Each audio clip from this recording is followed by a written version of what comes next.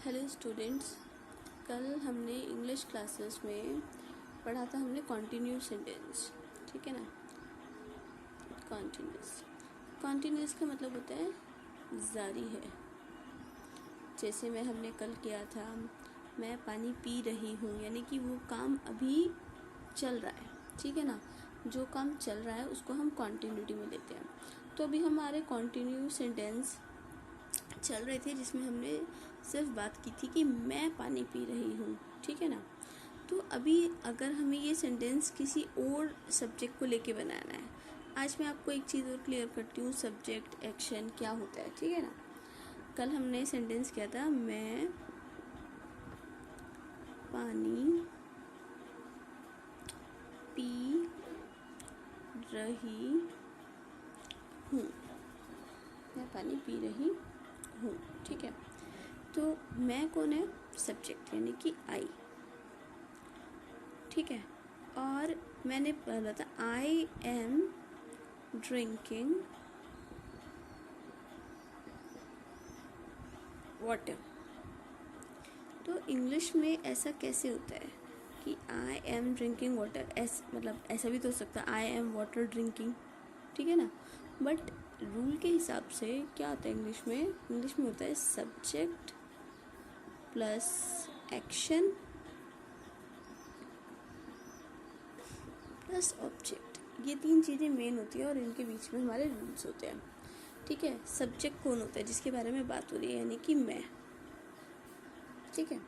और एक्शन क्या है? यानी कि हम यहाँ पे क्या काम कर रहे हैं? पानी को पीने का काम कर रहे हैं, यानी कि ड्रिंक। ठीक है। और फिर ऑब्जेक्ट, क्या ऑब्जेक्ट है यहाँ पे? पानी। ठीक है ना। तो हमारा ऑब्जेक्ट हो गया पानी, तो ये हो गया वाटर। ठीक है। तो पहले सब्जेक्ट आएगा, फिर एक्शन, फिर ऑब्जेक्ट। यानी कि सब्जेक्ट के बाद हमेशा वो काम आएगा जो इंसान वो कर रहा है, यानी कि मैं क्या कर रहा है? पानी को पीने का काम कर रहा है। तो आई एम ड्रिंकिंग वाटर। अब आपको होगी ये एम क्या है? ठीक है। ये भी मैं आगे एक्सप्लेन करती हूँ। तो सबसे पहले आपको याद रखना है, सबसे पहले सब्जेक्ट आएगा फर्स्ट नंबर पे, सेकंड नंबर पे एक्शन और थर्ड नंबर पे ऑब्जेक्ट। ठीक है। तो मैं आपको ऐसे कुछ एग्जांपल्स देती हूँ पहले। जैसे मैं कपड़े धो रही हूँ।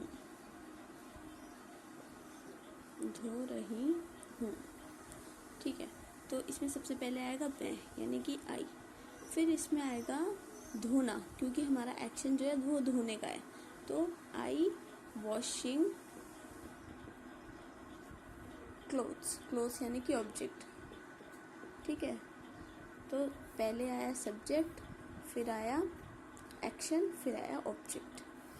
अब यहाँ पे आएगा am, I am washing clothes. ठीक है। एम जो है ये हेल्पिंग वर्ब होता है, वो मैं अभी तीनों आपको प्रेजेंट, पास्ट और फ्यूचर सबके बताऊंगी। ठीक है। तो सबसे पहले सब्जेक्ट, फिर एक्शन, फिर ऑब्जेक्ट। ठीक है। आई एम वॉशिंग क्लोथ्स। ठीक है। इसी तरीके से नेक्स्ट है मैं बाज़ार जा रही हूँ। मैं बाज़ार जा रही हूँ। तो इसमें सबसे पहले आएगा मैं की इंग्लिश, फिर जाने की, फिर बाज़ार की। ठीक है ना। आई एम जाना मतलब गो, यानी कि गोइंग टू मार्केट। आप कोई भी सेंटेंस उठा लो, उसमें आपको ऐसे ही करना है, subject plus action plus object. ठीक है। तो सबसे पहले सब्जेक्ट आता है, फिर एक्शन आता है, फिर ऑब्जेक्ट आता है। ठीक है। अब मैं आपको बताती हूँ, ये तो था हमारा रूल नंबर 1 इंग्लिश सीखने का। इंग्लिश सीखने का रूल नंबर 1 है कि हमें तीन चीज़ें याद में रखनी है। सबसे पहले सब्जेक्ट लिखना है, फिर एक्शन लिखना है, देन फिर ऑब्जेक्ट लिखना है। अब रूल नंबर 2 क्या है इंग्लिश सीखने का? रूल नंबर 2 है हेल्पिंग वर्ब। अब ये हेल्पिंग वर्ब क्या है? ये बताती हूँ। ठीक है, जैसे मैंने लिखा I am drinking water, I am drinking water. तो ये जो एम है तो ये क्या है, एम हेल्पिंग वर्ब और इसमें आईएनजी भी लगा है। ठीक है, अभी ना जब हम कॉन्टिन्यू सेंटेंस करते हैं इसमें आपको क्या चीज़ ध्यान देनी है, जब हम कॉन्टिन्यूटी सेंटेंस करते हैं तो इसमें दो चीज़ें सिर्फ कॉन्टिन्यू सेंटेंस में, कॉन्टिन्यूस सेंटेंस है इसमें तुम्हें क्या ध्यान देना है, एक तो helping verb is am are plus ING, ये तो हो गया प्रेजेंट में। पास्ट में होता है वॉज वर प्लस आईएनजी और फ्यूचर में होता है शेल बी और विल बी। ठीक है, पर मैं आपको सिर्फ विल बी से सिखाऊंगी तो शेल बी हटा देते हैं। फ्यूचर में होएगा will be plus ING continue sentence में, जैसे मैं पानी पी रही हूँ, मैं पानी पी रही थी या मैं पानी पी रही हूँगी। ठीक है, तो ये is am are plus ING, was were plus ING and will be plus ING. ये प्रेजेंट है, ये पास्ट है और ये फ्यूचर है। ठीक है, तो ये 3 रूल आपको ध्यान रखने हैं, आप इसका स्क्रीनशॉट ले सकते हैं। ठीक है, तो कॉन्टिन्यू सेंटेंस में हम ये रूल्स यूज़ करते हैं।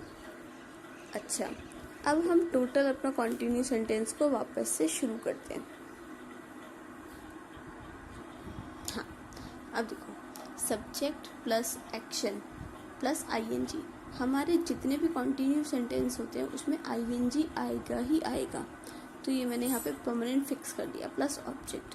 और यहाँ पे मैंने खाली जगह इसलिए छोड़ी है कि वो प्रेजेंट का है, पास्ट का है, फ्यूचर का है, उसके अकॉर्डिंग हमें यहाँ पे हेल्पिंग वर्ब चेंज करनी है। मैं हेल्पिंग वर्ब यहाँ पे लिख के छोड़ देती हूँ, is am are was were और प्लस हमारा विल बी। ओके, तो ठीक है, तो अभी हम कैसे करेंगे, मैं यहाँ पे एक सेंटेंस लिखूंगी, उसकी इंग्लिश बनाएंगे। जैसे मैं खाना, ये रिपीटेड सेंटेंस है बट आपको समझाने के लिए मैं लिख रही हूँ, मैं खाना बना रही हूँ।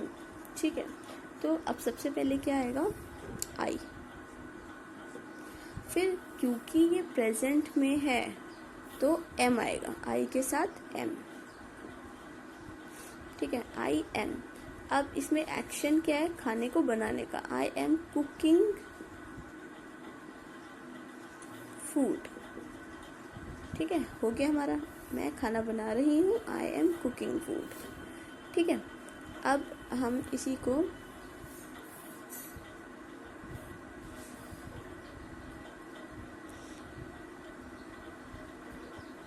खाना बना रही थी, तो क्या हो जाएगा, आई, अब थी है तो आई के साथ लगेगा was, I was cooking food, I was cooking food. ठीक है, तो आपको समझ में आया कि कैसे करना है, आई वॉज कुकिंग फूड।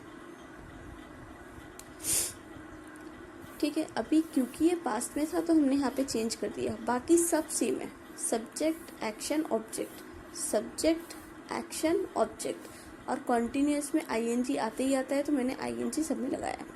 ठीक है, सिर्फ हेल्पिंग वर्ब चेंज करी है क्योंकि हमें ये देखना है कि सेंटेंस प्रेजेंट में है, पास्ट में है या फ्यूचर में है। अभी हम देखते हैं, मैं खाना बना रही होंगी यानी कि future,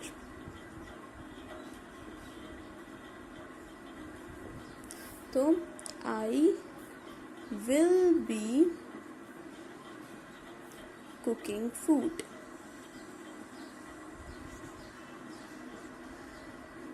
I will be cooking food. ठीक है, आपको समझ में आया कि जब हम फ्यूचर में बनाते हैं तो हम कैसे करते हैं। ठीक है, विल भी लग जाता है। अभी हम क्या करते हैं,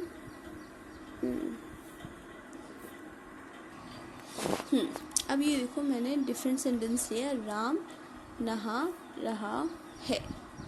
अब अगर राम नहा रहा है तो अब हम पहले हमने आई के साथ सब यूज़ किया था, अब हम राम के साथ में करेंगे।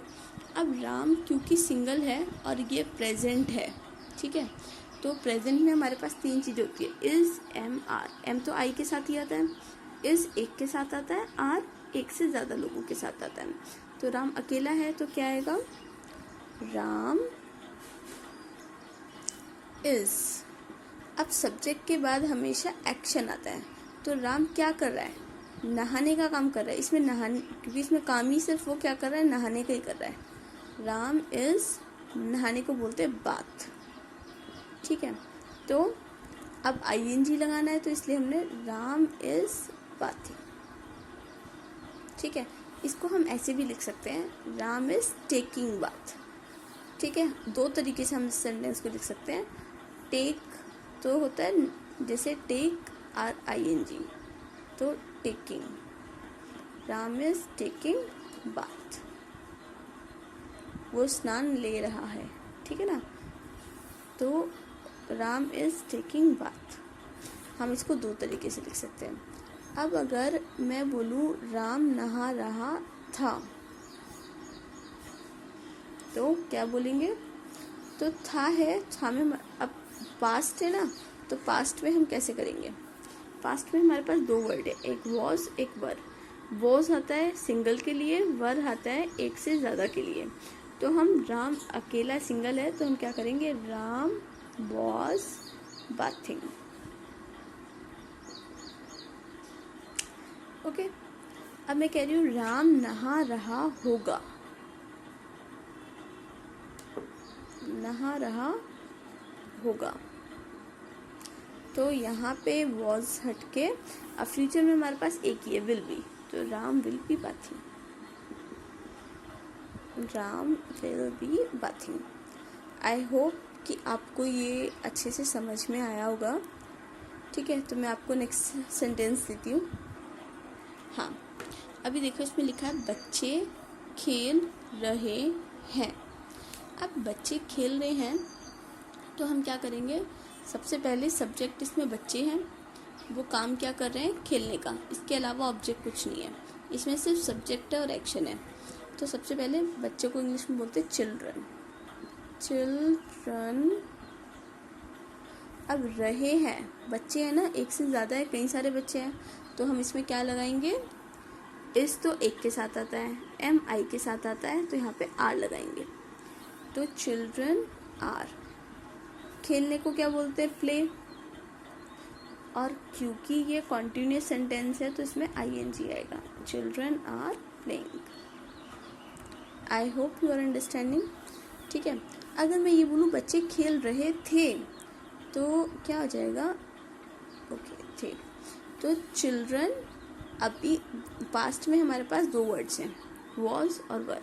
वॉज एक के साथ आता है, वर एक से ज़्यादा लोगों के साथ आता है, ये डब्लू है, WERE। ठीक है, तो चिल्ड्रन, आर को हटा देंगे, लिख देंगे word, children were playing. Okay, तो अभी नेक्स्ट है हमारा बच्चे खेल रहे होंगे, यानी कि फ्यूचर में। फ्यूचर में हमारे पास एक ही वर्ड होता है,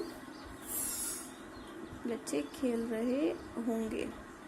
ठीक है, तो फ्यूचर में हमारे पास सिंगल वर्ड है, विल बी, तो कोई भी आए, आई एक आए, एक से ज़्यादा आए, आई आए, सबके साथ विल बी लगाना है, children will be playing. I hope you are getting understand.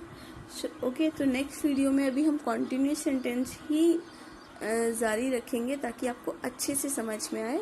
ठीक है, एंड आई मेक श्योर कि पहले आप ये वीडियोस अच्छे से देखेंगे और फिर इसको मुझे, अगर आपको कोई भी प्रॉब्लम होगा तो मुझे कमेंट सेक्शन में बताइए। ठीक है, तो मैं आपको नेक्स्ट वीडियो उसी सब्जेक्ट से रिलेटेड बनाऊंगी और आपको टॉपिक क्लियर कर दूंगी। Okay, bye.